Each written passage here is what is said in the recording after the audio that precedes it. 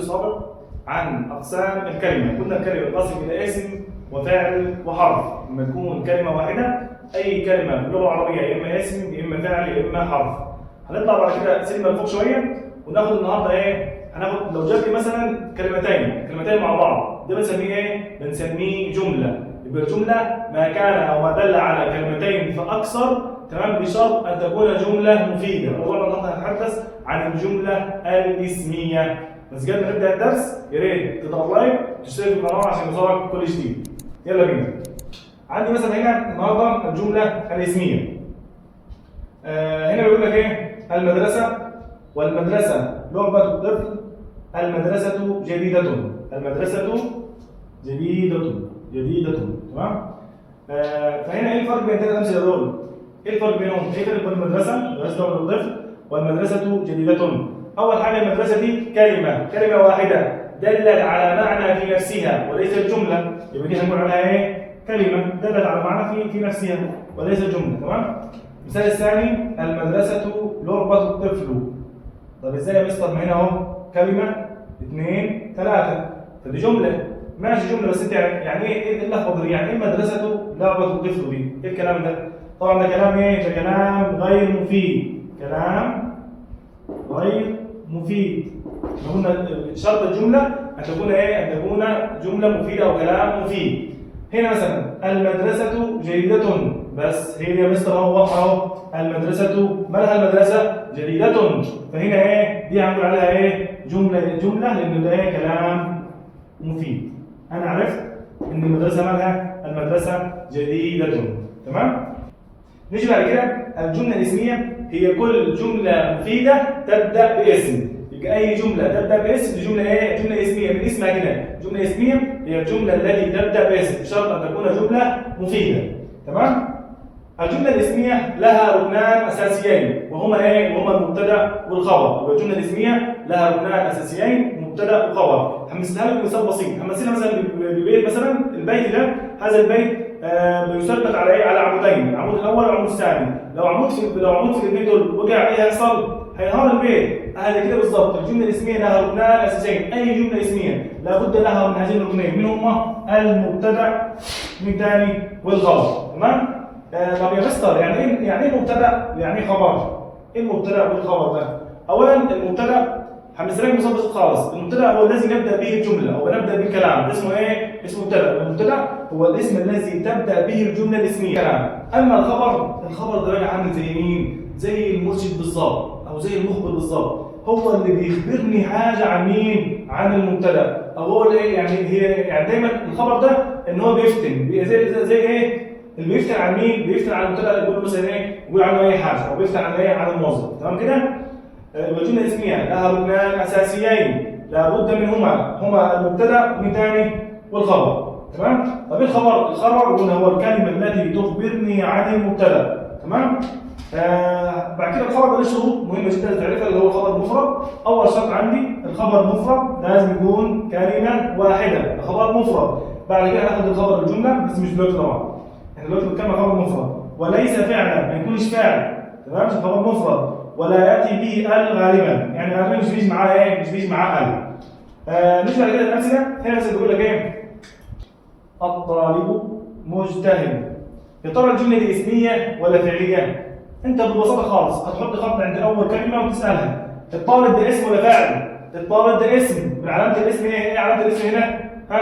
علامة الاسم ايه؟ طبعا الالف واللام. انا عندي 5 علامات للاسم لازم تبقى حافظهم كويس جدا، تمام؟ يبقى الاسم، يبقى الجمله ايه دي؟ جمله اسميه. لما نيجي نعرف بقى الطالب مجتهد، اين المبتدا واين الخبر؟ اولا الكلمه اللي قلنا المبتدا هو الاسم الذي نبدا به الجمله، بدانا بالجمله هو جمله ايه؟ الطالب، فالطالب هنقول عليها ايه؟ مبتدا. الطالب، ماله الطالب؟ الطالب مجتهد. فين الكلمة اللي أخبرتني حاجة عن المبتدأ؟ كلمة مجتهد هنقول عليها إيه؟ خبر.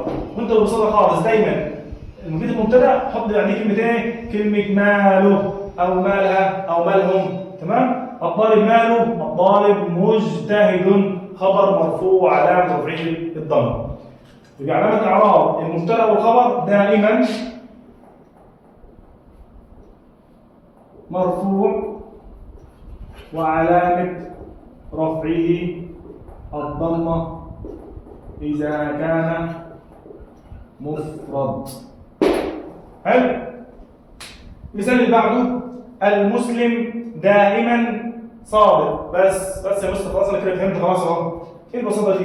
اهو يا مستر المسلم ده مبتدا بدأنا بالكلام واسم دائما خبر. ازاي الكلام ده؟ هل الكلام ده صح؟ طبعا كلامك غلط. ليه بقى يا مستر؟ عشان كلمة دائما دي ما اخبرتنيش حاجة عن المسلم. بقول لك المسلم دائما وسكت. ايوه المسلم دائما ايه برضه مش فاهم حاجة. المسلم دائما ماله بقى؟